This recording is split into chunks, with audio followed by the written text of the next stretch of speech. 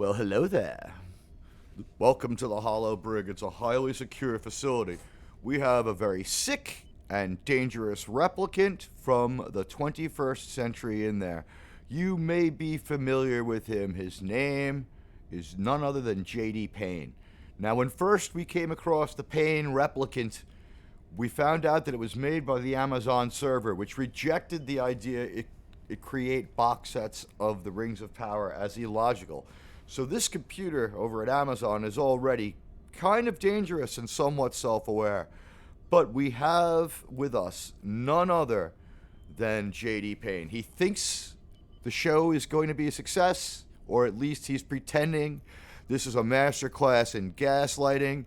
The PAYNE replicant is extremely sick and dangerous.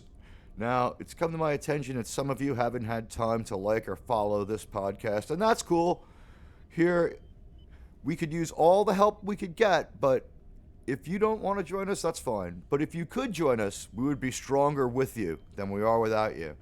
Now, with no further ado, let's go over to J.D. PAYNE's holding cell, where he's already been given a tremendous amount of sedatives. The PAYNE replicant is really... something happened to him on the way through the hole in time. He's speeding out. Anyway, let's... Chief, why don't you start this? Now, I've got my security chief with me because this is a sick and dangerous replicant, and he's going to run part of the interview. All right. Let's take a walk in there and see what this guy's up to. Now... Threat has been detected. Okay, that's just our tricorders going off. This guy is a threat. He is very sick and very dangerous. Chief, start it off. Arnold Schwarzenegger. No, that's not who we're talking to. We're talking to J.D. PAYNE. An arrest. Yes. You're under arrest. Right. I want to ask you a bunch of questions, and I want to have them answered immediately. Chief, I couldn't have handled that better myself. That was an absolutely fantastic way to introduce this replicant, this very sick and insane replicant, to what's going to be like. Oh, geez, that loud and blaring music. This is from our pals over at, well, this one was the Stream Wars one, but we're going to get into the McCain one now. All right, PAYNE, what do you have to say for yourself after we saw that show? Shut up! Jesus, this is one insane replicant. Every time we talk to it, it starts... Bazooka! Chief!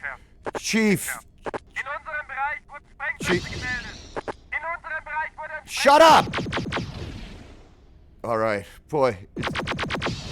I think we've got him tranquilized now, but this is one very sick and insane replicant, as you can see.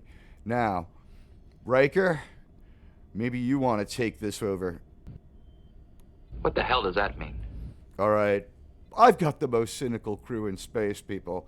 With no further ado, let's get to J.D. PAYNE. He is kind of insane, and I do not think that he has a grip on reality. The first question I'm going to ask you, hey, PAYNE, sit down, calm down, or we'll phase you again. We've got this set to heavy stun, or we can turn it to kill. Let's see what the PAYNE replicant has to say. Listen, how similar and how difficult is the Rings of Power from the Lord of the Rings? It's a simple question. Thank you for the question. It's a very thoughtful and a good question. Don't condescend to me. Answer it. And from the beginning, we knew that it would be very important to us to stay as close to Tolkien as possible. This replicant's already lying. We started every single day of our writer's room reading a quote from Tolkien, spending time in the text, thinking. They've read articles of speech from Tolkien like is and of. Anyway, let's let PAYNE unfold this process. About it, talking about it, trying to make sure we were staying in tune with it. At the same time, we knew that in any Right. adaptation, there's going to be things you need to do to translate one medium, in this case, appendices and notes and... All right, that's what you chose to buy. It's a poor craftsman who blames his tools, McKay. Scattered details through songs and poems into... Scattered details. There's specifics in there, PAYNE. one cohesive storyline. So what he's telling us is that Tolkien is deeply incoherent, and it took everything he had just to make sense of this nonsense. But we knew we were going to need to compress time. That was one of the first big licenses we took, to take thousands of years of story and to find a way to tell it as sort of one story. That was a pretty damn big license to compress 2,500 years into your stupid show. Story arc. And in doing that, we spoke with the Tolkien estate. Worked very closely with Simon Tolkien, who's J.R.R. Tolkien's grandson. And we made sure that... Fuck you, Simon Simon Tolkien's replicant, if we catch up to it, is in a lot of trouble. The real Simon Tolkien, he's a failed author. Check out his crime books, if you can find them, at the used bookstore. Maybe they're worth money on Amazon now, like if some freak writes a book, because that's what Simon Tolkien is. He's a money-hungry freak. He hates his own grandfather. It was comfortable with. And we also worked with Tolkien scholars that are world-renowned scholars. I could have called any high school or community college across this nation and gotten better information than we saw on screen by calling the English department and saying, my name is J.D. PAYNE and I am running a Rings of Power, Lord of the Rings prequel show. I want to get my Tolkien right. Can we get, someone from your literature department? And people would have been lined up around the block to help them out. There would have been so many people who were eminently qualified who would have done it free or cheap, which seems to be what this production was all about. The most expensive production in the world had the most cheap and inexpensive casting they could get, to the point where one of the better actors, Charles Edwards, Celebrimbor, he's 54 years old. He can't play a Tolkienian elf. And the way they filmed him made him look... I thought he was 70. He did not look his own age. No one was filmed particularly well. But here's the stupid story they had to go with. Tom Shippey, who holds Tolkien's chair at Oxford, among other scholars, Oh, that guy never signed off on this bullshit. So what if you talk to him? Worked with from the beginning to say, like, as we're adapting and as we're expanding upon Tolkien's Legendarium, we wanted to make sure... Boy, I've come to hate the term Legendarium from these guys. By the way, this interview from September 2nd, it's an exclusive. You can find it on Uncommon Things.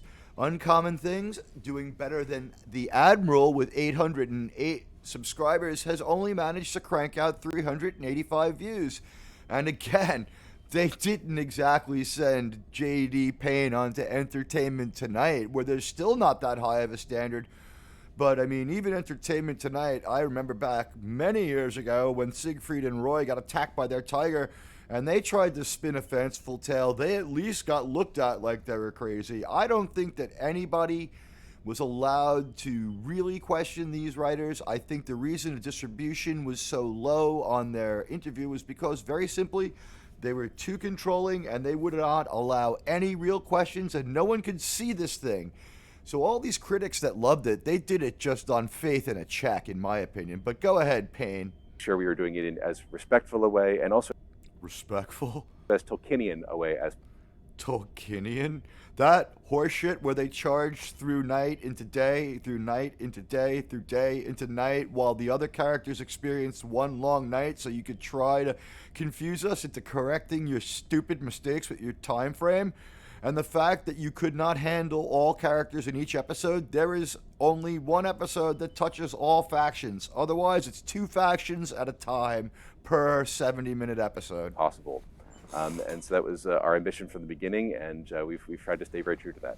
You did a terrible job. Now, the next question I'm going to ask you is this. I'm going to ask you this. Did you feel pressured by the success and legacy of The Lord of the Rings?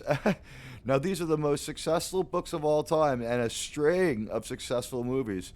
So much so that a movie that was less successful still, the Hobbit trilogy, which weren't the greatest movies of all time, they still did just fine, financially. And they were only okay.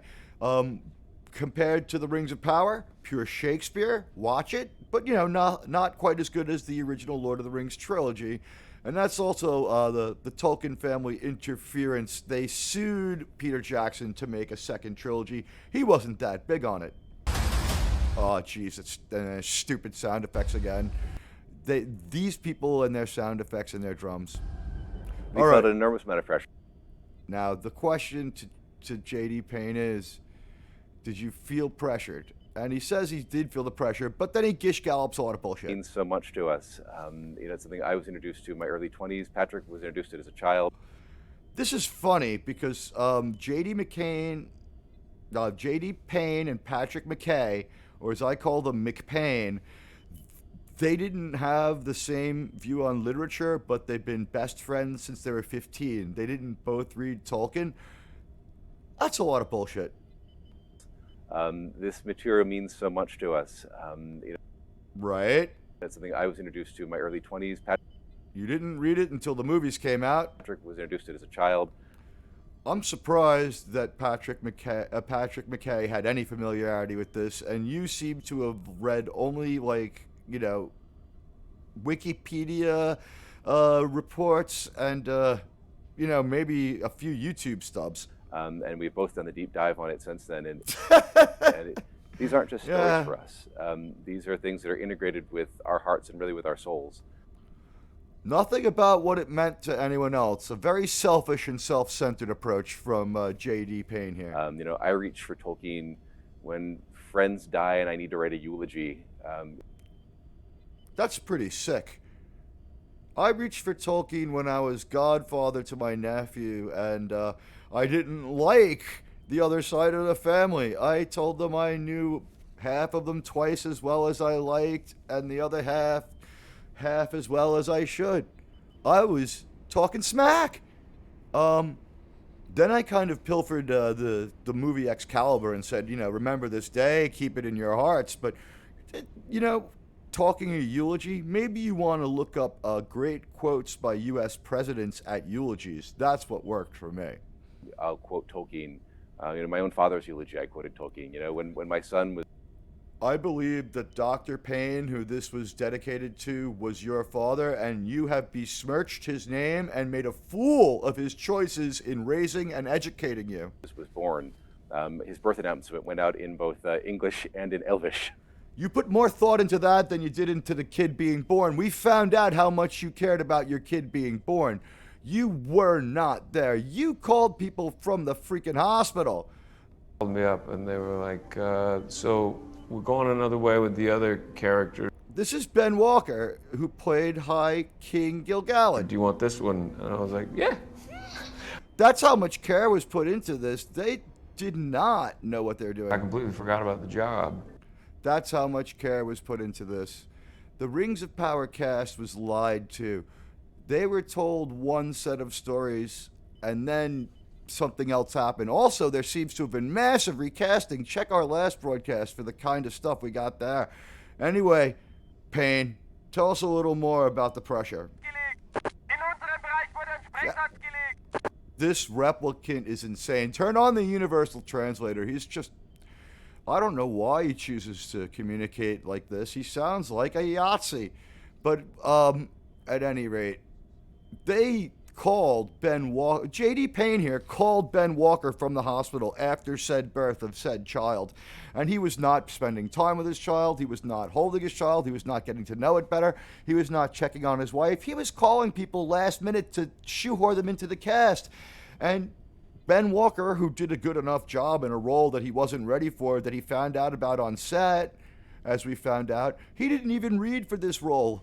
This cast were all last-minute replacements except for Murford Clark. And how did she do? And she found out what she was doing at the last moment. And so... We've got... That sounded like he was laughing in English, so I think that the last... softening up got this replicant to understand that we mean business. Go ahead, replicant.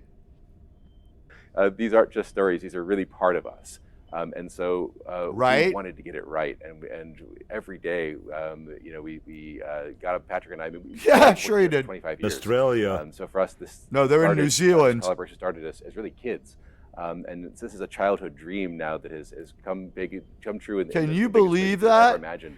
So in other words, no matter what they say, for 30 years they've been at it with this bad idea. What do you think, Chief? I'm back. You never left. What do you think what the guy said? Bastard. Yeah, I don't like him either. He's a real dick. What can I tell you? He's at least in the safest part of our ship. 385 views. 385 views on this exclusive with the Rings of Power creator that's over on Uncommon Things. Link in description. They really had a long time to pick this guy's brain, and no one cared. No one cared. Listen to what he had to say. So the pressure we put on ourselves to make sure that we did it justice was enormous. Yeah, you tried real effing hard. That was a fucking great production. Did you try to make the themes in the series relevant to present times? If he says anything but yes, he's lying. This was like today's politics superimposed. Thanks everyone for the question, because he's such a phony and he's buying time. He never wanted to make anything that was He always thanks people for the questions that he himself wrote. Now, he's answering his own question here. There's not even an interviewer on this. He's just sitting on his own soundstage, smugly in a chair. He's wearing the same clothes as the other interview. This was all done one long, crazy weekend from about August 29th to about September 2nd of 2022. So these shows are about to be released. They know what they're talking about. They've seen them. They lie and gaslight us about how much they've seen, but they've seen them. Thank you. That's an excellent question. So yeah, that's an excellent question. Yeah. Himself spoke a lot about the idea of applicability. He never wanted to make anything that was allegorical, in that he didn't want. Yet you superimposed everything from our society onto this into what was really modern social commentary. You gave us modern social commentary. What did you think you were giving us? I want you to be able to say, like, oh, well, clearly this character represents that politician, or this people is that society, or. Get the fuck out of here. Farazan was Trump. Farazan was supposed to be Trump, and we were supposed to hate Farazan, but these people were such bad writers that Farazan stole the show because at least he was fun to watch. Yes, he was supposed to be Orange Man, and they were trying to say Orange Man bad, but Farazan was at least entertaining. Or any of those kind of things, because that sort of makes it limited. But he wanted to tell tales that would be timeless and applicable. Yeah, Tolkien despised the allegories that you put into his to any show. People in any time. And so the themes of Tolkien are as relevant today as ever, which are... The themes of Tolkien to me are friendship, loyalty, and sacrifice. What are his? Underdogs. People like Patrick and I who, had never run a show before. The theme of Tolkien is that it was written for them specifically, something that everyone who reads it feels like because the books are so good. Just say, these are beloved books. He has to say the theme of this book was us. The theme of Lord of the Rings. We were born to write it. Listen. Today as ever, which are, underdogs. That's the theme. Underdogs. You have Gandalf the Grey, who's on power scale with Sauron. Not Sauron with the ring, but he's pretty close to Sauron in a one-on-one battle. He could take on and beat any Nazgul. He beat a Balrog, all right? And he's saying that the real story is about underdogs. The ring bearer was perhaps an underdog, but he was surrounded by, an elf prince who was a great warrior, a king of men who was a great warrior, a Maiar in the form of Gandalf, who was posing as a elf-like human, a very old human being, to just not draw much attention, to not frighten people. He had chosen the visage of an older character. He was not an underdog. Gandalf could have gone off the reservation and become Saruman. Saruman and Gandalf were equals. They came to Middle-earth together. People like Patrick and I who, had never run a show before, but were given the ring and given the fate of Middle-earth to... Oh my God, if these people had really been given the fate of Middle-earth, they were given one season, and they've been fired, by the way. To walk from the Shire to Mordor with. You flew from LA to New Zealand, and in our last interview, we heard some of these horror stories. They handed the parts to the male cast members. Like, when we talked to the cast about their auditions, we heard stuff like this. God, there was a lot of secrecy around it. So of course, yeah. It was very secret. But did you keep it safe? Or into auditions like. Now here goes Charles Edwards, Celebrimbor. Mine was very straightforward. I submitted a tape. And that was it. He heard back sometime later.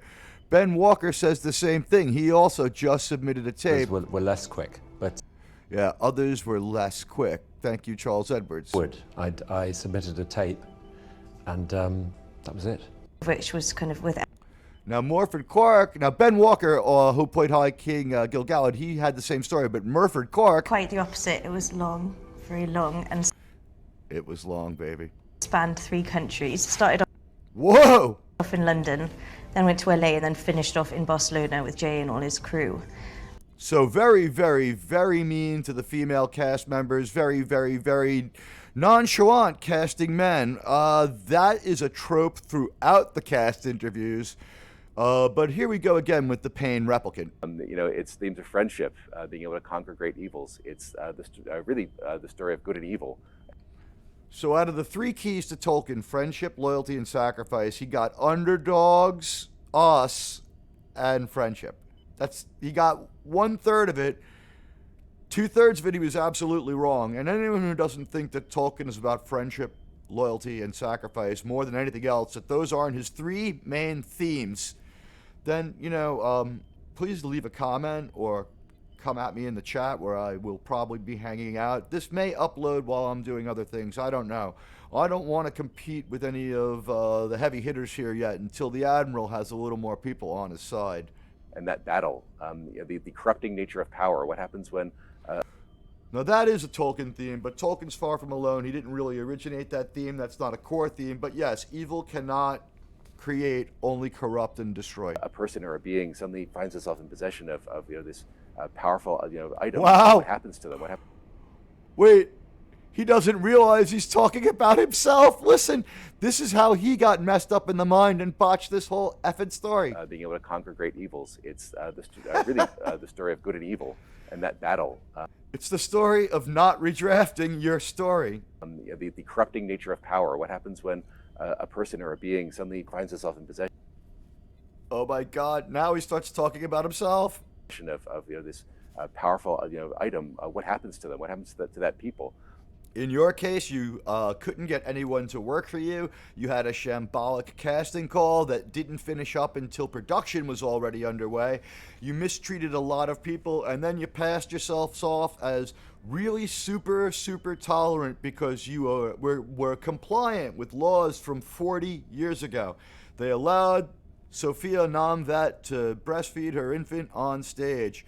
They don't talk about how they dragged this infant across 17 time zones from London to Australia with its mother as a newborn. They didn't give her any accommodation or some extra time. We heard from Sophia Namvet that she did the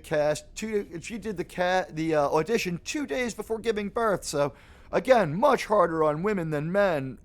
And so these are stories that really resonate across times. And in the story of Numenor, it's also what happens in when there's factionalization in a society and people. So we didn't bring the real world into it, but listen to all these real world things that come in. And Numenor's society is only seems factionalized because these idiots have everybody at odds. Every faction has sub-factions, and everybody is only out for themselves. In their old show, Star Trek Discovery, and in their new show, Rings of Power. People start to divide into these groups that are fighting with each other. Even powerful societies, can face their ruin when they don't know how to figure out how to integrate all the different voices with it. Says the man who built a wall between the members of his cast. The cast was not allowed to mix and match. There was apparently no holiday party. People from one storyline were not allowed to interact with people from another storyline, and they kept them away from each other at the interviews. All people from one story were interviewed together. All people from another story were interviewed together. And by and large, they tried to keep veteran actors away from the younger actors. Charles Edwards, Celebrimbor, and Ben Walker, High King Gil-galad. Their interview goes by smarter and faster than the other interviews because they don't commit. They don't tell too many personal stories. They don't give away the farm, blame the fans, or do much aside from say, We saw it and we were pretty confused. And Ben Walker goes, I think I need to see it again. And Charles Edwards says, under his breath almost, and with a hint of resentment, it was very cleverly done. The veteran actors knew something was up, and the only person they allowed to mingle with veteran actors was Murford Clark, and it didn't help her. They were unable to give her hand signals in this interview that came hot on the heels of having seen the hot garbage up to the episode with the eruption of the volcano, a volcano which unleashed a nuclear explosion level of toxicity and a pyroclastic flow of 1100 degrees upon every single character except the great Pharazôn, and there were no consequences at all. In them. So these are stories that resonated when Tolkien wrote them, and they resonate today, and I think and hope they'll resonate for hundreds of years to come. You have done a great disservice to the idea that these stories would continue to resonate with your shit send-up of Lord of the Rings. Describe how can you describe the Rings of Power in 2 words? Oh, bad TV. Let's see what this idiot has to say. And as you can see, they punctuate this boring interview with loud percussive music. And then PAYNE starts to go while the music is terrible. Starts to go while the music is still going. So let's hear it from... Very, very, very good question. And 3 questions, 3 thank yous for the question. I'm not known for my brevity. He can't answer it in 2 words. He's worse than me as far as brevity. And he also talks a lot faster than me. Could it be because he knows he's lying? So give me a second to think about that. This could have been edited, just like a lot of his show. Determination and hope. Wait. The question was, describe the Rings of Power in 2 words. Determination and hope? I would say obsession and plot armor. What are the advantages of co-writing with Patrick McKay? I don't know. I mean, we've heard some stuff here, some crazy stuff, some stuff that does not make sense. And I'm just pondering what Patrick McKay said. J.D. Payne has said. And a lot of it has been offensively stupid. He has been offensively disingenuous to his cast. So let's see. Did you try to make the themes in the series relevant to present times? That answer went over like a lead balloon. And so the themes of Tolkien are as relevant today as ever, which are friendship, loyalty, and sacrifice. The underdogs. People like Patrick and I who they only can see into themselves. They can't see past themselves. And as you see J.D. Payne here, you can see that, like his characters, he's flat and one-dimensional. He didn't care when his kid was born. He just went on the phone and started calling Ben Walker to try to fill in a casting disaster. And Ben Walker was just jammed into another role. He didn't prepare for the role he had.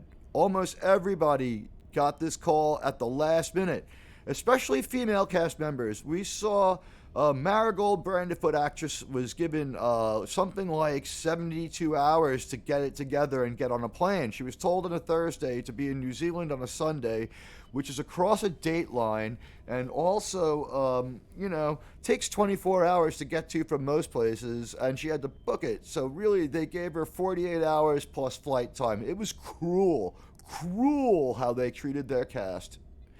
All right, describe the Rings of Power in 2 words, and he can't do it. He's not known for his brevity. It's a very, very, very good question. First, he patronizes people. I'm not known for my brevity. No, or your ability to make think sense. about that. He hasn't thought about it. Determination and hope. Money and minimal effort. What are the advantages of working with your childhood friend? And I would say we mutually blinded each other with our arrogance, our shared hubristic nature, and our disdain for anyone in the acting profession who doesn't have a big name. And with a cast with no big names in it, we really had very little. By the way, major character, Meteor Man, they didn't make him available. I can't find any interviews with that actor. He didn't have anything to say. And what could he say? And I think you mean Patrick, right? My co-writer Patrick? Right. Yes. Spread the blame. Yes, yeah. So yeah, the two of us met when we were 15, 16 years old. They had 30 years to write the story, maybe more. In high school, writing plays together. Oh, that poor high school. Could you imagine the plays? And I'm going to say right now, this was not a talented and gifted high school or a high school for the performing arts. And so for us, before this was a job, it was just two kids getting together telling stories. It's still only just about as good as what you said, what you could do when you were children. This was a childlike story. People said infantile things. You used idiotic plot devices and treated us like we were as dumb as you. Did anyone accept the action scene where Galadriel teaches the Númenóreans how to fight? Did anyone accept that action scene? Or how about when she beat up 6 grown-ass men and threw them into a cell while the camera work showed she was 5'0", cutting away to reactions and sounds to try to sell this thing where she somehow throws 6 guys into a jail cell, 6 prison guards. And that was the nature of our friendship from the beginning. So we worked in You don't know anything about friendship. all kinds of different genres. We tried. I still have the same best friend as I had when I was in 10th grade, but I've added and layered on a lot of other good close friends who give me different perspectives. And I would say that my best friend from high school has changed and grown on his own. These people are like talking to 2 10th graders even now at 45, 50 years old. Writing comedies and romances and action movies. And You wrote a comedy without even realizing it. What could your romance be like? big historical epics and science fiction, as you mentioned, Star Trek. Or Your Star Trek was a fucking goddamn offense to everybody with a brain. Star Trek Discovery was the stupidest show ever put on television. Netflix sued to get rid of this show. Various fantasy things. And really we find that we love these big worlds that deal with these big questions. Who does that sound like? We loved big worlds that had we have an appetite for these major cinematic things. We can't get by without it. We have to have it. What would describe your filmmaking style? People who moments in life, kind of spectacle moments, but that's his boss, former boss, J.J. Abrams. This is J.J. Abrams when asked the same question in 2013. Joke is that I overuse lens flares, and that's No. The joke is that you can't write an ending. But describe your filmmaking style. What I'm known for, but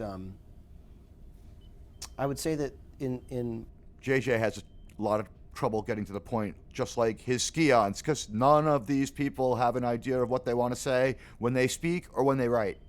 My approach, the thing that is most important to me, is that I love larger-than-life kind of spectacle moments, but that what's important to me... Right. So, that's what J.J. Abrams said, and what does J.D. Payne say? Movies and big historical epics and science fiction, as you mentioned, Star Trek. Or don't fucking use that word. Various fantasy things. And really we find that we love these big worlds that deal with these big questions, big themes, and heightened about them. Because So, J.J. Abrams? I would say that in my approach, the thing that is most important to me is that I love larger-than-life kind of spectacle moments, but that what's important to me... Explosions, screaming, confusion, chaos. Now J.D. Payne, who's remodeled and remade his name to sound like J.J. because he thinks that J.J.'s a genius, and he's trying to be J.J. here. He's dressed like J.J., and he's talking like J.J. And have something heightened about them. Because, there's something that happens when various fantasy things. And let's start his answer over. The question is, tell us the advantages of co-writing with your buddy Patrick McKay, who didn't show for this interview, because J.D. Payne is chief grifter among this crew of grifters. Writing plays together. And so for us, before this was a job, it was just two kids getting together telling stories. The quality has not improved. That was the nature of our friendship from the beginning. So we worked in all kinds of different genres. We tried writing comedies and romances and action movies. And again, they wrote an unintentional comedy. Big historical epics. And here comes the creeping grandiosity. And science fiction, as you mentioned, Star Trek. Or Keep that word out of your fucking mouth. Sort of various fantasy things. And really we find that we love these big worlds that deal with these big questions, big themes, and have something heightened about them. So because, heightened, heightened, like as in larger than life? There's something that happens when you enter a special world, whether it's a science fiction world or a fantasy world. Your guard goes down, and your redrafting skills abandon you. Some of your cynicism can disappear. Oh my God, did they ever just upend that? Couldn't have been more cynical or more angry or annoyed. I was never immersed, and I was never enjoying myself watching your show. And this guy was an absolute slave driver. Listen to Murphy Clark. And there were kind of two scenes, one of which was kind of with Elrond and one of which was with Halbrand. And the one with Elrond that I auditioned with, we didn't shoot for a long time, and there was such relief. They just tormented these people. Listen to her. She said there was relief when it was over. When that scene was finally shot. There was relief when the scene was finally shot because they ran her around so much. I can't believe that J.D. PAYNE is so just absolutely disingenuous. And we've spoken to him and his buddy McCain before. There's a whole video on that, but they're liars, and this is some of the crazy. Yeah, we're still going down. Really, it was that we felt like there was a story here. That was their other interview with the three of them together. But Tolkien's this is Second still Age PAYNE. had so many amazing events in it, and we started sort of like tapping the ground. We felt like geysers of stories just kind of kept. So really, this one long weekend of telling and retelling the same story, and if anything, he's just changed his T-shirt for this interview we've got here. It might be the next day, but this was all done on one long weekend after they hoodwinked the cast and lied to them, saying that they were under some sort of coordinated attack, when what they were really under was a false flag fake attack of selected tweets from psychopaths who sent them crazy stuff. Some people are psychopaths, and some people did send them hateful stuff that wasn't on point. I would point out that some of the things that were legitimate were simply expressed with a lot of anger and then tarred as hate. It's not hateful to call these terrible stories terrible. You were fired for writing it, PAYNE. If you could see into and you can see into the future a little bit, he already knows that he couldn't deliver. He already knows his show looks like shit on September 2nd when this interview was published, and he's lying, and he's still trying to con Jeff Bezos, who's been shown to be dumb. He made Jeff Bezos look dumb. He conned him. Now, Jeff has since redeemed some of his dignity by backbenching this asshole, but Jeff Bezos is never going to be able to say, I'm a genius again. You are no smarter than Elon Musk, who does not come off as a genius either, even though both might be. I don't know. But J.D. PAYNE here, he's a genius grifter. And you're able to just meet these characters in these larger-than-life situations. There we go. There we go. Larger than life situations. The same thing that you heard from J.J. Abrams. And what did they do to their cast? The audition was finally over. Yeah. That's the kind of things we hear from their cast. The first response from Charles Edwards when he was asked what he thought was good about the Rings of Power, and you can find this interview, we have it here on the channel too. He says the end credits were impressive. That was his first response. What did you think was good about this? And he said the end credits employed a lot of people because there was nothing to be said good about this show. It sucked. But that can reflect your own life experiences. I mean, there's a reason why people. So we kept it true to Tolkien, and then we've heard about modern politics and how it's just his own life that went in here. We'll go back to Tolkien again and again. You have not led a very interesting or very cinematic life, J.D. PAYNE. I said my experience is like Frodo being given the ring, because I think anyone who is dealing with something that is bigger than them. This was more like giving the ring to Saruman. That feels, that they feel unprepared to completely have the strength to be able to tackle. What a stunning thing to put into a denial, the admission. They didn't have the talent and they knew it. In the ring, because I think anyone who is dealing with something that is bigger than them, that feels, that they feel unprepared to completely have the strength to be able to tackle, can find themselves in that story of Frodo. or countless other stories sort of across Tolkien's legend. Frodo wasn't afraid to go to Rivendell and ask for help. You kept this secret, thinking it would keep it safe, and you produced some of the worst television ever made since your last TV show. You are a two-time loser. You started out as a contributor to the worst show ever made, Lost. You went on to Star Trek 09, which has one long beginning and no story, where they kill two parents in 2 hours. On into Star Trek Into Darkness, the worst movie ever made. Continuing with The Force Awakens, which was garbage. And then the last thing before this is Rise of Skywalker. Now this. We're supposed to believe this guy has talent. Jeff Bezos, you can't read a resume. You have your warehouse workers peeing in bottles to get me a sweater on time, but you have this guy hired on a whim. A fucking whim. Legendarium. So, for us... J.D. Payne has made me hate the word legendarium, by the way. Working together it gave us this shared language and a shared toolbox. Yeah, the shared language where exciting means horrified. To be able to approach this monumental undertaking. And it's taken all the skills and... Right. The bad robot toolbox, all skills, bait and switch, plot, armor, withholding vital information, and just bullshitting your way through the story and any old end. Remember the ending they put on to Lost?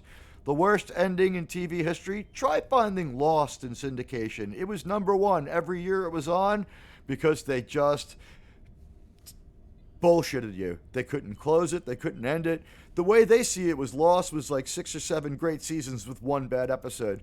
The way everyone else sees it was that final episode undid any good they ever had and showed you that their story was a bunch of nonsense. They gave us a nonsense story, and that's why only 385 people listened to this tale from J.D. Payne, who was the writer of the biggest budgeted show of all time. No one gave a shit what he had to say. Abilities that we've developed over multiple decades working together to even begin to chip away at this. And we were geniuses. We were meant to work together. We had decades of collaboration. And there were all kinds of skills we didn't possess. What a stunning admission. That we had to go and build a fellowship around us. Just using the word fellowship, and there was anything but fellowship. You were rotten to your cast. I think that we'll let Sophia Namvet say this. Yeah. So happy you did. Yeah. But there I was, and I remember... Listen to the horror story of poor Princess Disa's audition. She was so badly mistreated, and she's trying to sort of say it here in a coded way. Going to London! So again, by the way, she was medically advised not to go to the audition. Now, I would give that advice to most people, but let's hear Princess Disa tell it for herself. Story of the audition is that I auditioned for this role 2 days. And this is the cast. This was posted on the 4th of September, and only has 25,000 views. It's covered with weird music, so I have to be careful with the copyright police. But the story of the audition is that I auditioned for this role. When did you audition? 2 days away from giving birth. So. Oh my God, they couldn't wait like a week to give you an audition? That's how desperate they were to cast people? What was it like doing it this way? Yeah, my daughter was very much engaged, and there were many a midwife on speed dial saying, please don't go into London. So they had this poor woman break medical advice. Princess Disa gave up a lot to be in the show, and they edited her down to was she in 7 or 8 minutes of this? But there I was, and I remember J.A. PAYNE having to kind of haul me out of my camera test chair, and they were... Because she was so pregnant. So grateful for me to be there. I then got the role, was gifted this amazing role when my daughter was then born, and she was just 5 days old.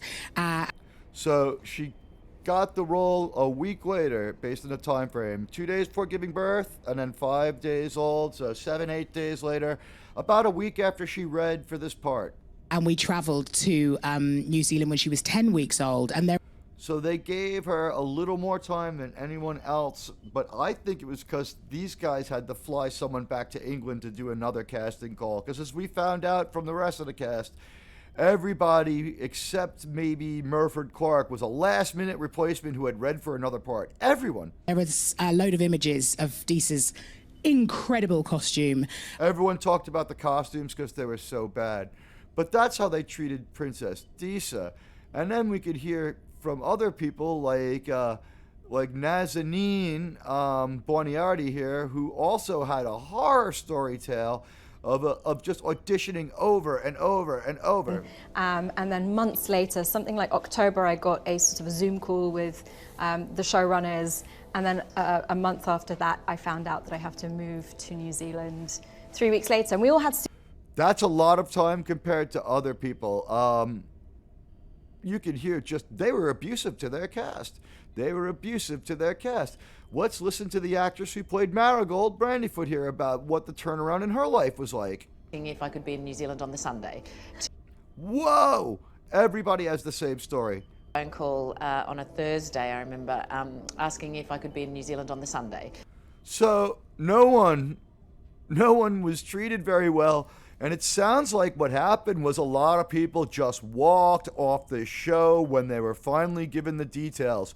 Will Poulter from Meet the Millers apparently walked away. Has a career, has an agent, probably saw Star Trek Discovery. And we brought in Lindsay Weber, who's our executive producer. Spread the blame, Payne. Amazingly talented, and then she helped us build out this entire fellowship of artists. 25 executive producers. And collaborators who were able to realize... Collaborator is the word. The vision for Middle Earth at the highest possible level, and it's been the undertaking of a lifetime. You don't say. Oh, here comes that copyrighted music again, asking the question in text. Why did you opt for a series format, for the Rings of Power? And we found this out in another interview. They thought this would be a couple of movies, and this was a big step down, and they weren't prepared for it, but they act like it was always going to be a TV show. Oh, God, with the copyrighted music again everywhere. One of the reasons this didn't get a lot of views is because the interview sucks. In any kind of adaptation, it's going to be a challenge because you're going to have to figure out, what are you going to bring in, what are you going to alter, I would argue that a lot of people were mad at Peter Jackson for his, abridging of Tolkien, and that was compared to this very minor. Peter Jackson leveling up in the minds of Tolkien purists who are mad about the Lord of the Rings. My friend Rick is a Tolkien purist, and he was just angry at the first deviation at the end of Fellowship of the Ring, the first major deviation. So there are a lot of people who are unforgiving of Peter Jackson, but they went and saw those movies anyway, and they still said this is a good movie, it's just not a movie of the books. And I would argue that the movie would have had to be like 76 hours long. And these people had, almost 7 hours, and what did they do? They went the opposite way. It was terrible how they handled this cast, and terrible how they told the story. Let's let the PAYNE replicant go for a little while. Tolkien wrote thousands and thousands and thousands of pages of Middle Earth, so So he keeps verifying that there's a lot of information out there, and then he keeps trying to buy it back and say, but of course we didn't have much to work with. Some would maybe wish for sort of documentary Middle Earth, where you could just kind of go in and make a historical rendering that was perfectly faithful to every... Taking the legs out from under potential critics before anyone could see it. Every moment, and we knew that it was 2,500 years. We had to abridge it. You didn't have to buy that story. There's 3-chapter stories and unfinished tales about couples in love, a guy who meets a dwarf and then gets on the wrong side of a dragon. We have a bunch of 3-chapter stories that could have been done and done well. Some of them have 2 different endings. They could have been good. They could have been like the Twilight Zone. That didn't happen. That wasn't going to be possible because we knew that you needed to be able to tell one story in this. Did you tell us one story? You told us 3 different stories and combined them into one, like meatloaf pudding. It was disgusting. It was like mixing meatloaf and chocolate. It was all leftovers. New streaming format. And really what's cool about the modern streaming format is it's not really television and it's not really movies either.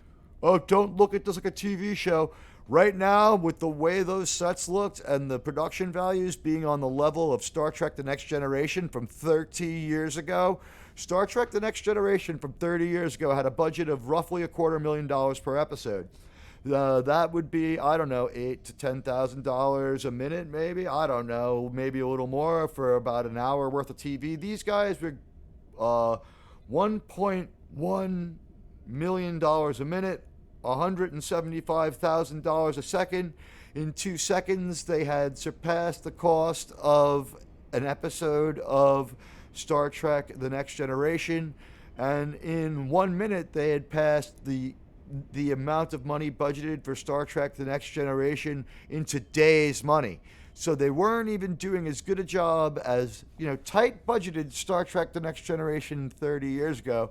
And they saved a ton of money on a cast of unknowns. Only Charles Edwards really had much of an IMDb. He'd been in The Crown and in Sherlock.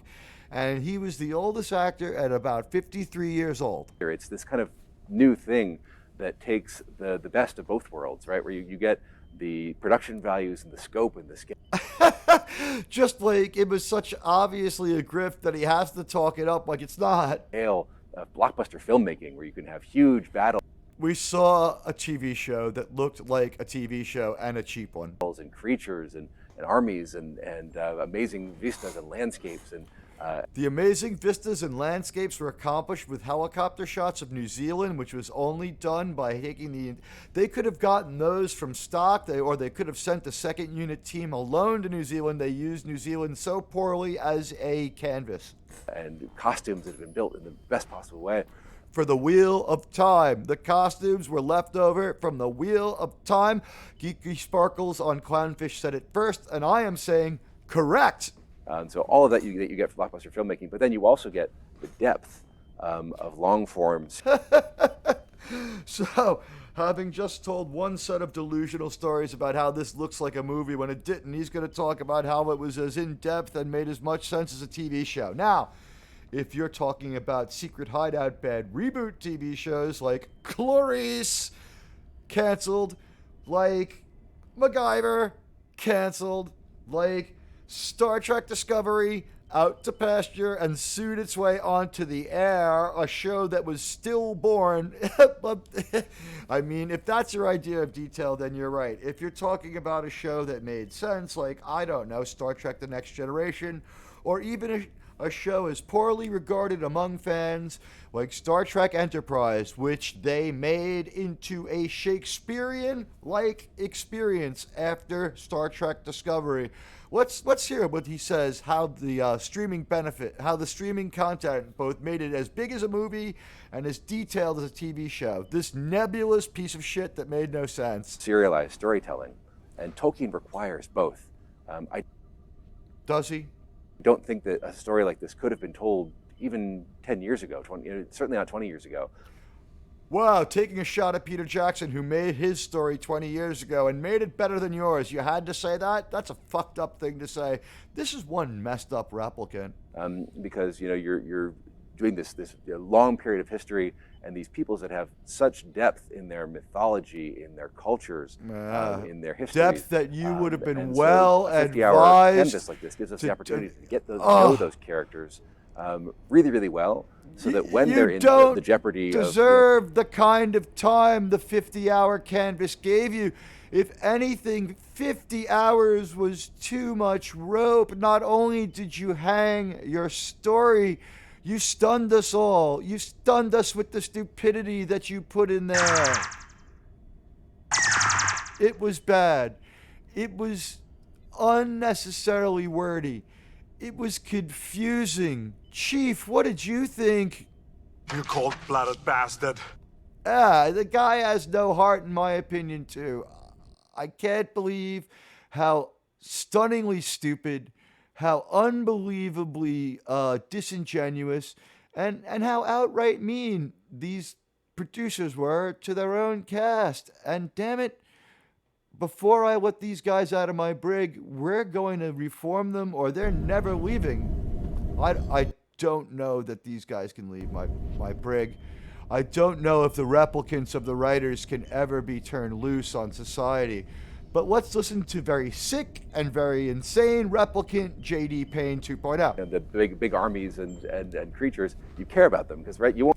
No one cared about your show. Your big army was absolutely 20 people. You cloned every extra and actor to make scenes look big. This was done on a shoestring. You were cheap as shit. You didn't just spend an hour with them or 2 hours with them.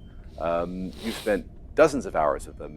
Those were the worst 10 hours of storytelling anyone who hasn't watched Star Trek Discovery has ever been through. And so their fates, you're hopefully wrapped around the axle seeing what's going to happen. We were wrapped around the axle, all right. Let's get to our next question from this fucking idiot. Why did you choose to explore Middle Earth in the series? I can't tell you why. They didn't seem interested in it. It didn't seem to me like they cared. Riker, what do you think of the story? No way. Not this time. We created it. Not this time. No. I don't believe him either. Oh, these guys are just the worst. Anyway, Patrick McPayne, as I sometimes like to call him, J.D. Payne has really had his way with us for almost 8 minutes of torture, and he still has a couple of things left to say. So why did you choose to explore Middle Earth in this series? We love Middle Earth. Yeah, sure you do. We've worked on various kinds of other properties before, and if we were going to drive You've been a consistent cultural vandal. Into a television, you work on a movie, you're on the film as a writer for 6 months, sometimes. Now, in the other interview, they told us that this isn't exactly their movie experience at all. In fact, Patrick McKay said a lot of things that sort of contradicted that in the other interview. But really, it was that we felt. This is J.D. Payne in a different interview. Listen to him here. Felt like there was a story here. Tolkien's Second Age has so many amazing events in it, and we started tapping the ground. We felt. So something different than what he said about how there's so much detail. Now he's saying like geysers of stories just kind of kept on sprouting up everywhere we looked, and we said this is Tolkien's great untold epic. What a stupid thing to say. Amazon was out to all kinds of folks, and for a while it was just. Thank God there was other people in consideration. I'm sure that someone else has this now. Yeah, and you're following obviously. Now, what I wanted you to hear a little bit from Patrick McKay here. Was going to it with a clean slate to think, right. This is when they were asked if they wanted to, wipe away. This was when they're asked if they wanted to wipe away Tolkien's canon. Here goes Patrick McKay, co-collaborator with J.D. Payne here. I want you to hear how dumb this guy is. In a way, I would just say, it's not our story. It's Tolkien's, and. This was your story because Tolkien's stories are good and the Rings of Power sucked. And we just feel very fortunate to have been in a place in our lives and our careers where when we looked at the books, we were like, oh, well, obviously that's the story. Obviously, we were all stupid not to know that. Everyone's an idiot except these guys, right? And how did they treat their cast? Found it. I did a self-tape. I did one self-tape for the role. Thank you, Sarah Zawabani. Many months before I actually found out that I had the role. So I obviously went about my life. So Sarah Zawabani here, who plays Marigold Brandyfoot, and did a good enough job in this minimal role. She sent off a tape, months went by, and then what happened? And then I got a phone call on a Thursday, I remember, asking if I could be in New Zealand on the Sunday. So this is what these stories of care and meticulousness from J.D. Payne? What the fuck? You're a liar. A year, maybe at the most 2 years, sort of as it's going through, but this was something we knew that it was like getting married. No, it was only a 5-year commitment, which is a long time, and you busted up a lot of families. You took 3 people away from newborns, including walking away from your own family, or I don't know, relocating them 17 time zones away to New Zealand for a couple of years, and he thinks it's fucking funny. And we said, we were going to spend much of our life on this project, and so we were very careful looking at it all. What a bunch of bullshit. They are spending much of their life on this project because of their own time frame of a season every 3rd year. Just lazy, entitled, and just stealing from people. Outright stealing these ideas, and then just this was like stealing a Bentley and turning it into a fucking monster truck. So fucking stupid. All the various different kinds of properties that were out there. And then when the opportunity to work in Middle-earth came around, we had a friend who was working at Amazon who they were hearing pitches from dozens of writers. He said, so they had a connection. Said, hey, would you like to come in and offer a pitch? We said, so an inside track. I wonder if that person became an executive producer and made a bunch of money as a kickback. I wonder. To Middle-earth, yes, please, now, thank you. And you know, the person who did that should be found and fired. So we raised our hands, long and loud, and at first we were told dozens. Listen to this shit. Dozens of writers, maybe like 50 writers, and very slowly it went from that to that to that. And when they finally told us that we had gotten the job, it was like, just like one of those moments where like there's. What was it like? Everything that came before in your life, and then there's like everything that comes after, and that's just. In this case, you're fucking finished. You're never writing anything again, and you're a backbencher in your own writing room because no one wanted to outright fire you. It's the moment where everything changes. But hold on, and I want to finish answering your question even better, sorry. Wow, just a pregnant pause, and he still wants to continue? This interview is a mess. Really, and why Middle-earth? It's because Middle-earth is special. There's a special feeling people have about Middle-earth. And I'm sorry about the sound here. McKay is just, he is not exactly being interviewed by Entertainment Tonight. He's being interviewed by podcasters and streaming people, and they just don't have him mic'd well at the source. He's breaking up on the set. The voices of the cast from the interviews we have, they were not well broadcast by a big major outlet. They're breaking up on the set. And we heard a nightmare audition story from the actress that played Marigold. And what was it like to audition for this, Bronwyn? Your audition experience like? Months long. I think my first one was April 2019. So it was like 3 years of work for Nazanin Boyniardi, who played Bronwyn. And that spanned 4 auditions. 3 of them were taped because I was traveling the world for Now remember, Charles Edwards and Ben Walker, they were just cast off a tape. Various other things. And then one of them was in person when I was in London. And then months later, something like October. That London casting call was like some sort of last minute shit to plug the holes when people walked off. There is something not right about the last minute London casting call where people who hadn't heard anything for months and months showed up. I got a sort of a Zoom call with the showrunners, and then a month after that I found out that I have to move to New Zealand. A month later they told her, how much time did you get? 3 weeks later, and we all had pseudonyms at the time, so we didn't, when we were... So 3 weeks later, she finds out, she doesn't tell us if the 3 weeks is how, it just matches how long she waited to hear back after 9 months. And it doesn't sound like they gave her a lot of time. We already heard one person say, leave on Thursday, be here Sunday. And that includes skipping over the international date line. So Bronwyn, another nightmare experience. We auditioned, we didn't have our actual character names. And not given any information. Keep it secret, keep it safe. Done sprouting up everywhere we looked, and we said, this is Tolkien's great untold epic. So Delusions by J.D. Payne, and here he is continuing to be delusional. People go there for a different reason than, why do people go to Middle-earth is what he was asked. Entertainment is entertainment. People love to be entertained in all kinds of different places, but Middle-earth... What would you know about entertaining anyone? You failed Star Trek and Star Wars writer of third-tier Star Trek and third-tier Star Wars. You can do something more than just entertain you. It can also inspire you. With your garbage-tier bullshit? And it can bring hope. And that's a thing that... Yeah, everyone can hope that they get a chance to be a writer on a major property, seeing the kind of TBI chimp-level intellect you have. Our world needs today. My God. Which part of the series was hard to conceptualize? I would say that Tolkien is a great writer, and it's not that hard to conceptualize what he says. But let's listen to J.D. Payne make a mountain out of a molehill.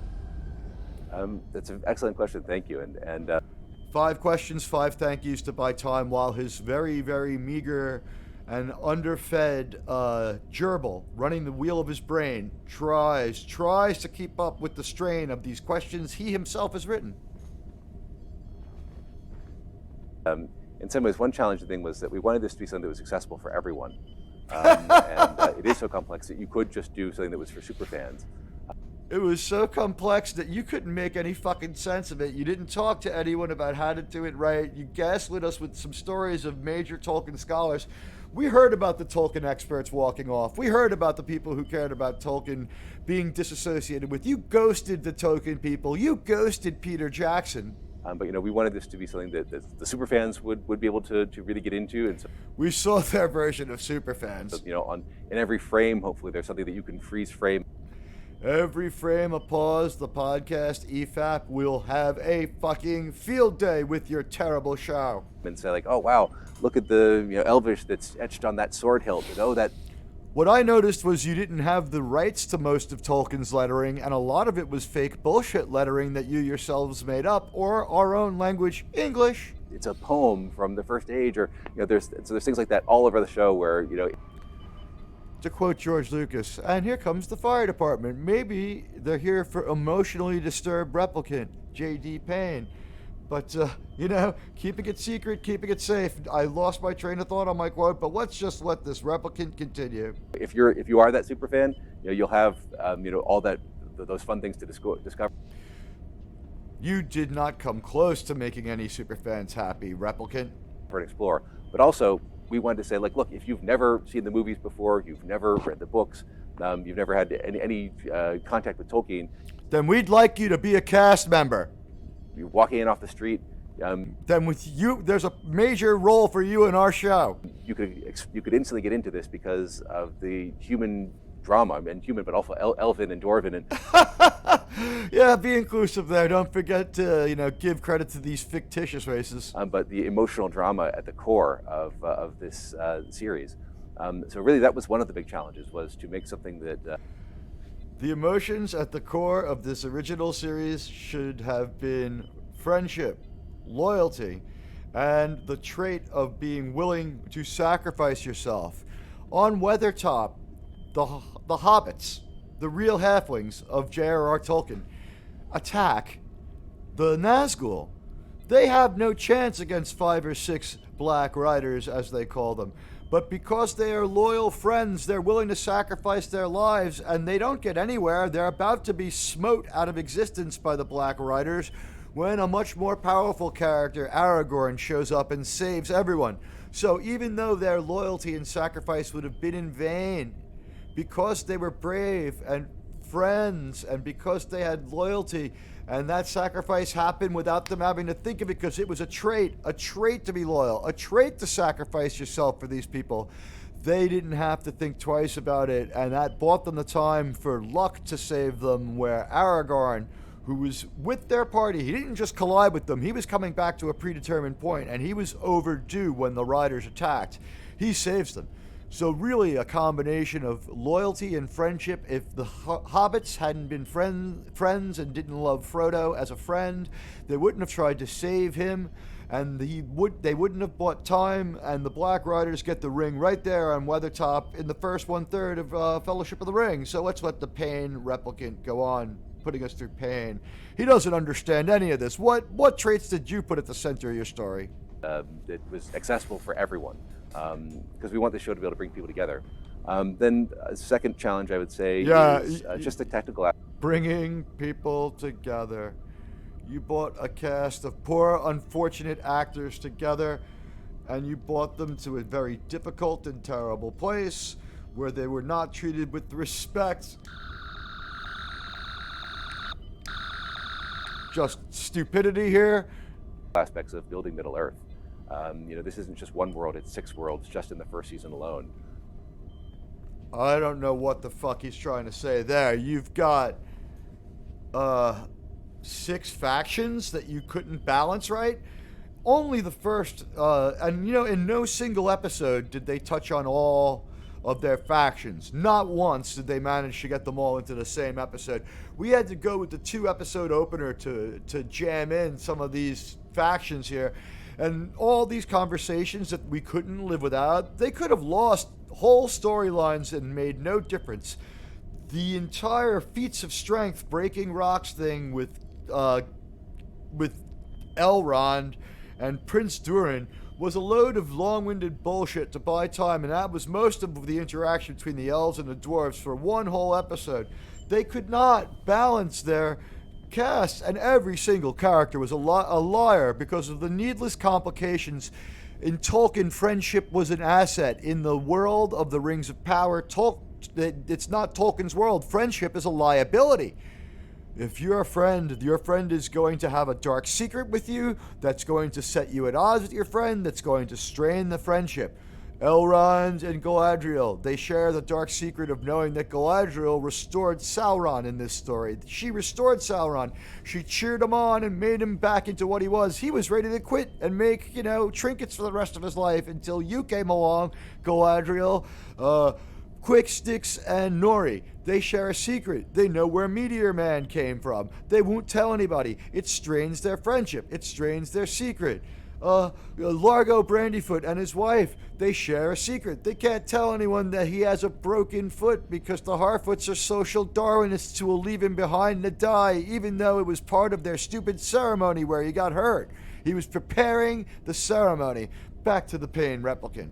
We're going places people have never gone before, and visualizing, as you said, Numenor, which we knew is, fans have been excited to see this for such a long time, and we knew we had to get it right. By the time your show released trailers, about 2 weeks before it was released, people were not looking forward to it. They were dreading it and hoping it would go away unnoticed. We had to bring in some of the best artists from around the world, and there's nowhere where you can go and just... We had to bring in the best artists from around the world.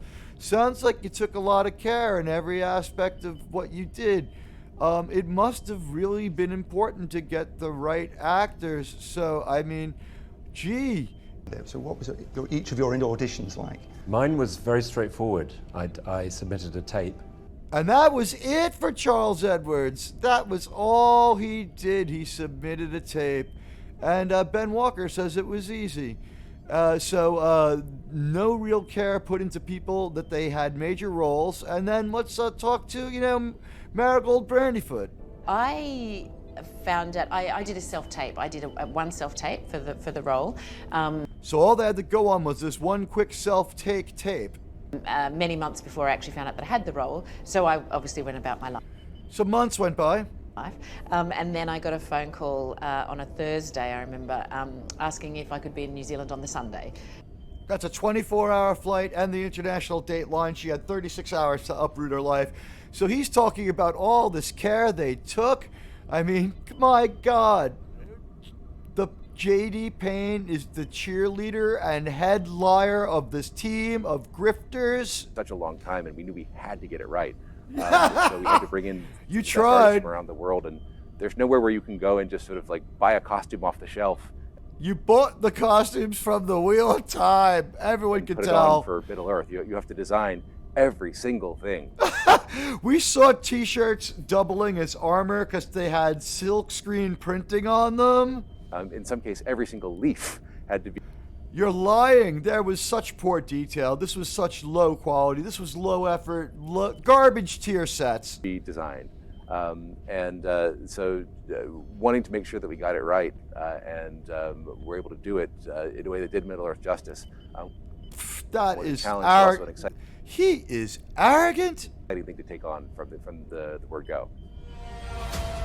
Oh God, you and your copyrighted goddamn music everywhere in this. It's just so fucking annoying, and it's just to make it harder to break up this interview that only has 1 minute left, folks. Thank you. The question is, have you ever been inspired by Indian fables? So I don't know how we're supposed to know what they mean, because for Americans, the word Indian can have two contexts, and we've heard so-called Native Americans referring to themselves as Indians, and I don't know. My sister and my nephew and my niece it's an adopted family. They simply are Native American, so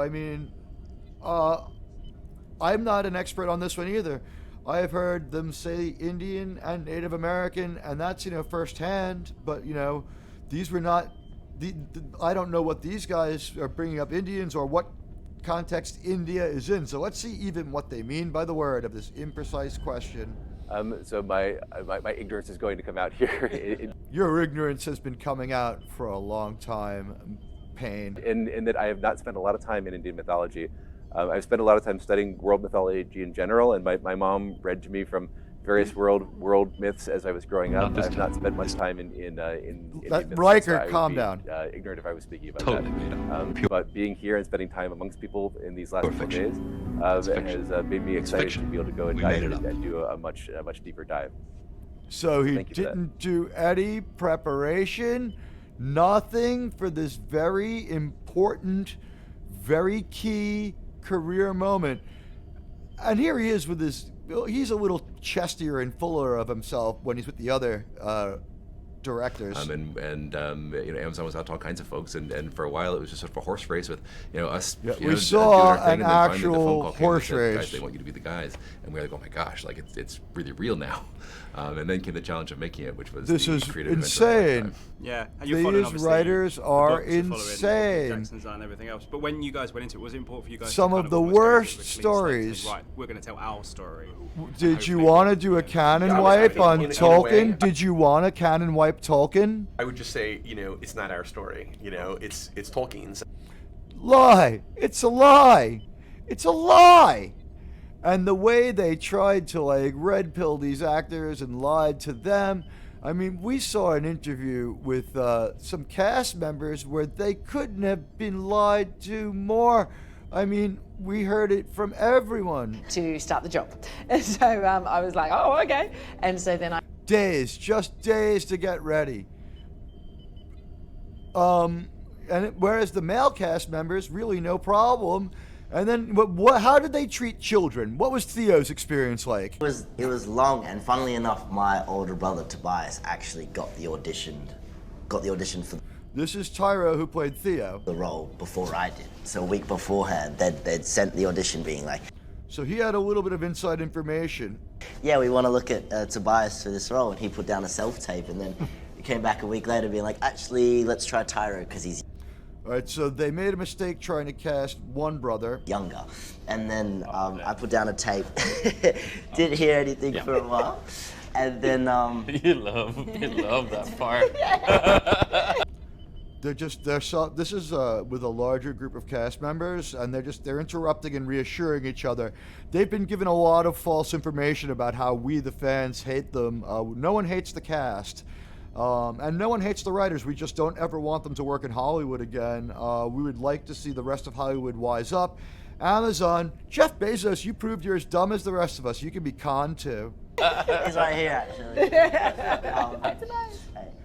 And then, didn't hear back for a while, and then all of a sudden found out I was shortlisted. That was exciting. So sounds like someone walked. In itself, and then it all moved really fast after moving so slow. So Theo here sounding like a recasting where someone walked. And then I found myself in New Zealand doing a screen test. A week later, I was moving to... So they ran the child around the world before giving him the role. To New Zealand with my mum. So yeah, that was crazy. That's nice. So he goes to New Zealand on this crazy interview and final audition, and he gets it, and he just never leaves. And he has to live his life as a kid in New Zealand. And, they were mean to women and children first, but they got around to everyone. Listen to Largo Brandyfoot here. He's going to go for a minute. Son. So, Dylan Smith, you are Largo Brandyfoot. Largo Brandyfoot was... Largo Brandyfoot to being Largo. Listen to this story. He had to leave a newborn too, and there are just police all over my street. I suppose the major case squad will be here soon. I have to ask myself if it's the real police or a filming of Blue Bloods or Law and Order, both of which film on my block. So you've seen my street. Well, I think I went from being a dad, a new dad, to getting cast as a dad and suddenly having so much to tell. And I just did one audition, and then I think 2.5 months later got the call that I'd gotten the part. And so he was a new father, He was with his child a lot longer than other people, thank God, but... And then I will actually move with my entire family to New Zealand. And he upended and uprooted his family from wherever he comes from, and it sounds like maybe England, but, you know, I can't tell. Maybe he only moved from one part of New Zealand to another, but it certainly sounds like there was a major imposition on this guy, too. So just tearing up families, uprooting people's lives, not having the right cast in place, having cast members balk and walk. These are the replacements, people. we are still down in that hemisphere because of the experience of Lord of the... So he hadn't moved back. Guess what? Season 2 is going to be filmed somewhere else. They said London, and if you move based on the word of the show writers, you may have to move again. These people may be doing this at a loss for their own income. I mean, buying and selling houses. I mean, Largo Brandyfoot here, he just got cast in a 5-season show, committed. We don't even know what they're going to do with this character. We might have another meteor come down. They were so mean to their cast. The Rings. Yeah. This is their microphone blowing up, not mine. I am sorry. Ismael Cruz Cordoba only yells when he talks, but listen to his experience and how shambolic it is. Yeah.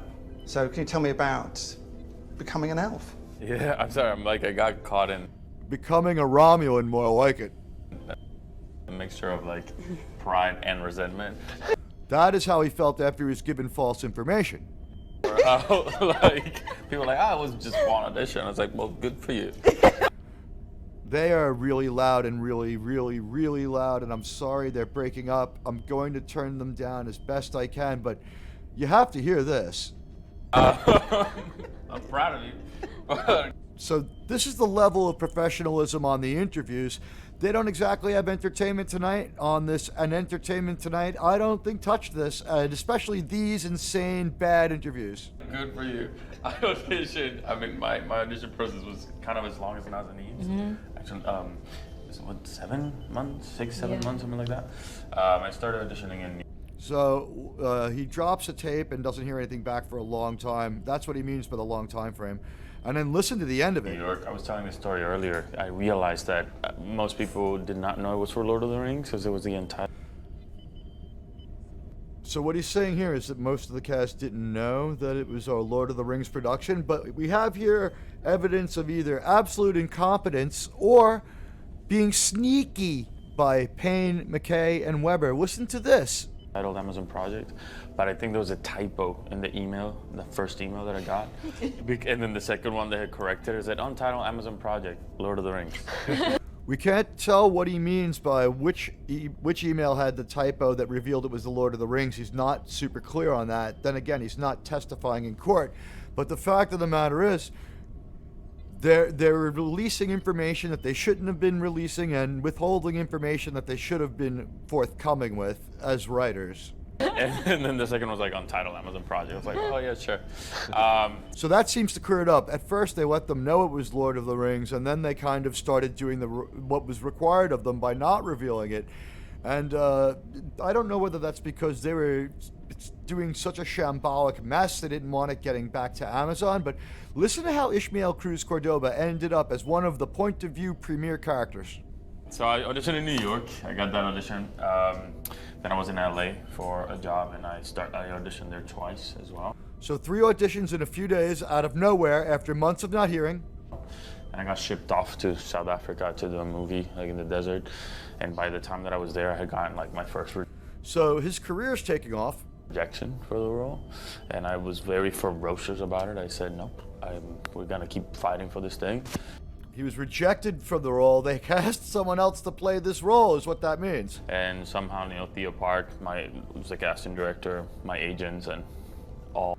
I feel bad for Ismael Cruz Cordoba that he put so many resources to work on this. Now, his performance wasn't bad, but he was in a stupid, stupid story. Were able to find me back in the process. And then while I was in the desert in South Africa, I put on a tape in my tent and shipped it off to the next town. So he made another tape where there was Wi-Fi and uploaded it, and then I got a response saying nope again. So again, they have other people lined up, but it keeps falling through. And then by that point, I was like, no, let's fight for it. I'm gonna show up at Jay Bayonna's house and convince him. And my agents were like, we would like for you not to be in jail. And, your career is in the fridge because of this. It was a stupid mistake to pursue this role. I'm sorry. And then, it kind of started, the showrunners, they knew that I was fighting for it, and they sent this lovely email being like, listen, you're wonderful, but like it's not going your direction. And then by that point, I kind of let it go. I found myself in New York, and they actually... So he's back home in New York, and you can hear from his voice he spent more than enough time in New York. He's a New York Latino, just like the Admiral. Actually came back and said, actually, we're gonna screen test 5 guys, and you're... So crazy shit. He tries for the part, he tries for the part, he tries for the part, then out of nowhere, 5 guys at once, it's a gangbang of fucking, of auditions, and then this. Well, we'll give you a chance, something like that, and I went to New Zealand with absolute pretending I didn't care, but I cared a lot, and then I went and did the final... My God. Screen test and got the role. Yeah. So that wasn't so much an imposition as just completely shambolic, and it was shambolic for everyone. So how much time they give you? Wow. So happy you did. Yeah. I mean, I'm tired when I say that story. And I've been tired ever since. You gave a decent performance, but the show sucked. You think this is fucking funny? And Sophia Nomvet, we heard her story. It was pretty bad, how inconvenient it was. And then, you go back to the beginning of this. Your audition. People like Charles Edwards. Each of your auditions like? Mine was very straightforward. I submitted a tape, and that was it. That's the story. Wow. Ben Walker, same story. It was quite a quick turnaround. I hear others were less quick, but I wonder what that could case, mean. That was it. I have no associated amusing story or insight. Says the man who willfully called the best part of this story the end. He specifically, when asked when the best part of the story was, he said it was the end credits. That's what he thought was the best, most artful part. So an honest answer and an honest actor here. And Ben Walker and Charles Edwards are veteran actors, and they're trying to help out Murford Clark, but these people were thrown out there into the press availability after having seen the first 6 episodes, ending with the crazy and repercussionless explosion of Mount Doom, like a nuclear explosion, leveling buildings and leveling trees, blowing down geographic features, but releasing an 1100-degree pyroclastic flow. And what did it do? It killed a few randos, and it set a horse on fire, but otherwise the cast was unaffected. There were no repercussions for this visual they wanted. Yeah, and what was it like for you, Ben Walker, High King Gil-galad, to be part of this cast? They were like, so we're going another way with the other character. Do you want this one? And I was like, yeah. They just handed him the part. Now, Murford Clark has told a somewhat different story of her audition than the others. I'm glad there was a lot of secrecy around it. There was a lot of secrecy. That's Charles Edwards and Ben Walker laughing about how easy it was, and then Murford Clark says this. It was quite a quick turnaround. I hear others were less. A lot of people had it worse. In my case, that. In the case of a lot of the male characters. Amusing story or insight. There's nothing to be said except it happened. Now, Murford Clark, on the other hand. How was your audition? Quite the opposite. It was long. Right. Long and spanned 3 countries. 3 Started different off in countries. London, then went to LA, and then finished off in Barcelona with Jay and all his crew. These people were and not kind of 2 very scenes, nice. One of which was kind of with Elrond, and one of which was with Halbrand. And These the people. one with Elrond that I auditioned with, we didn't shoot for a long time, and there was such relief when that scene was finally shot. The audition was finally over.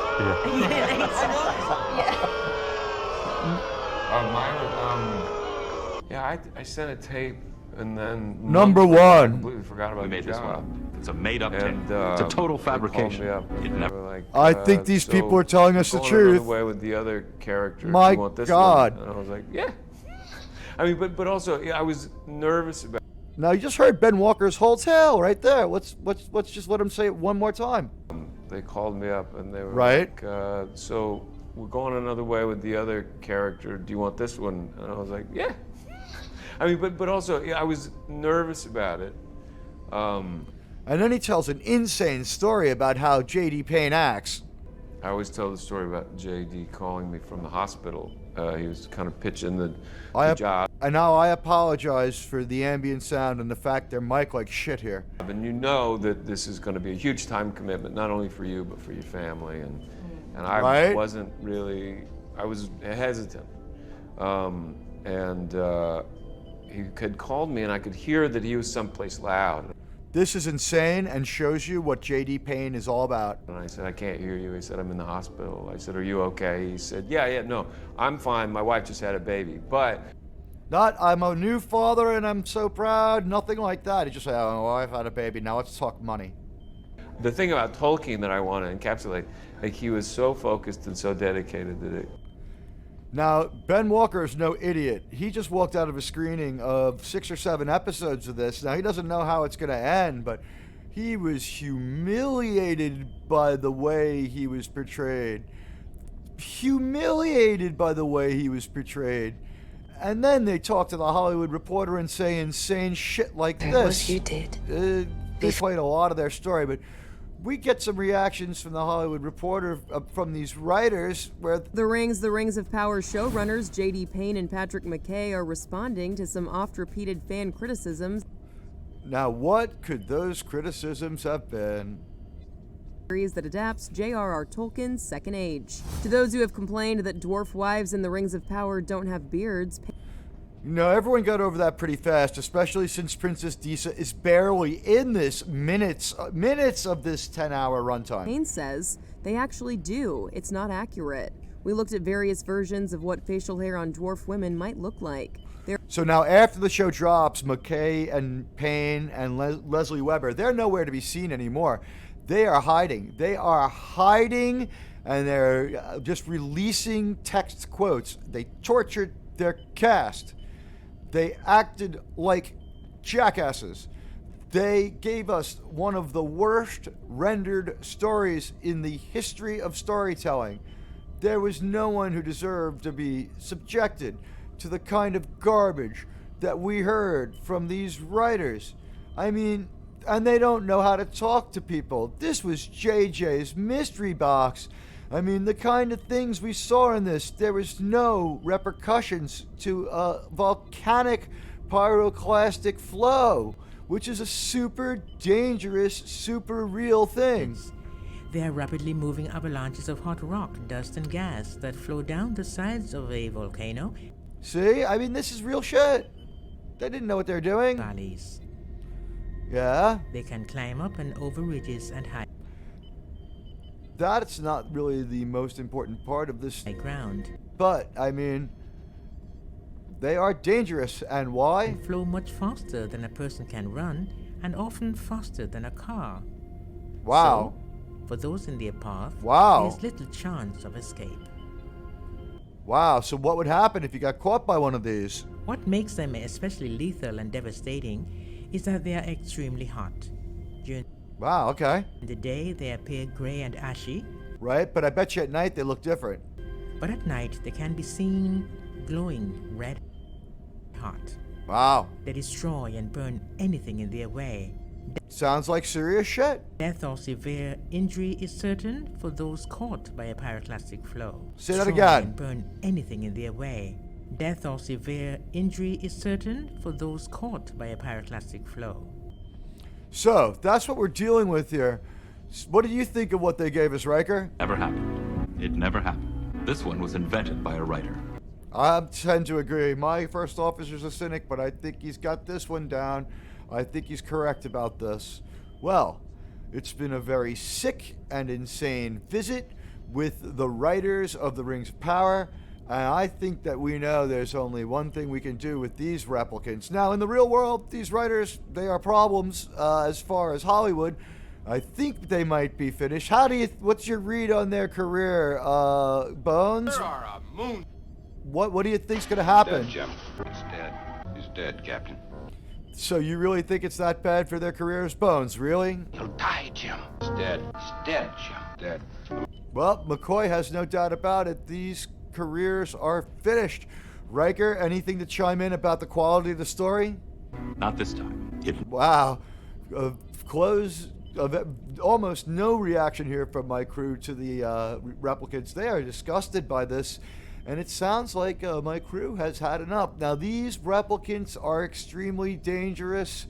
We are going to keep them in the highest security part of our brig. Gebiet feindfrei! Ich brauche hier Verstärkung! Shut up! Zu mir! Kommt ran und helft mir! Someone Kommt ran hier! Bazooka! This is the writers, and they are out of their minds.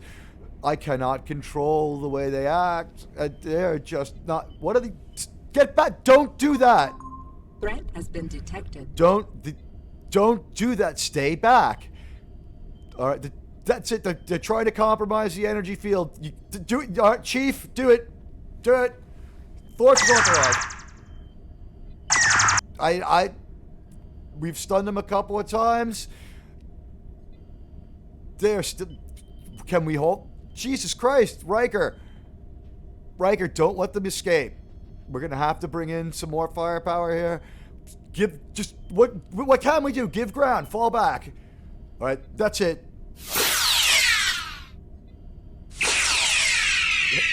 Yep, vaporize him. Hand me that vapor.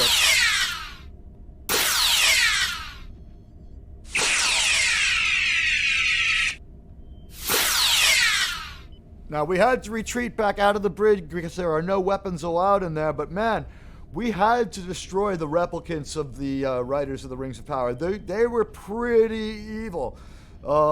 It was a very sick and insane story told by very sick and insane writers. You've gotten a complete story here. We have gotten to the bottom of how this production was made by some very cruel and entitled writers, mistreating a very under-informed cast, rushed to the location at the last minute, uninformed, not able to prepare, not given the time to be artists, thrown costumes from the Wheel of Time, and told, here you go, go. Ladies and gentlemen, J.R.R. Tolkien's stories will always be great, but the Rings of Power will always be a miserable shit failure. If you haven't had time, it would be great if you could like or follow our channel. It's been a pleasure having you aboard. Right now, we're going to send you back to your own time and place where you can be safe. I appreciate deeply that you came here. I think that what we need to do is just clear our minds of this horrible experience, and security will walk you back to the transporter room. It's been a pleasure having you aboard my flagship, and we will talk again soon. Keep your shields up and keep your scanners on full. There's replicants out there. Admiral Teague, and we'll speak again real soon.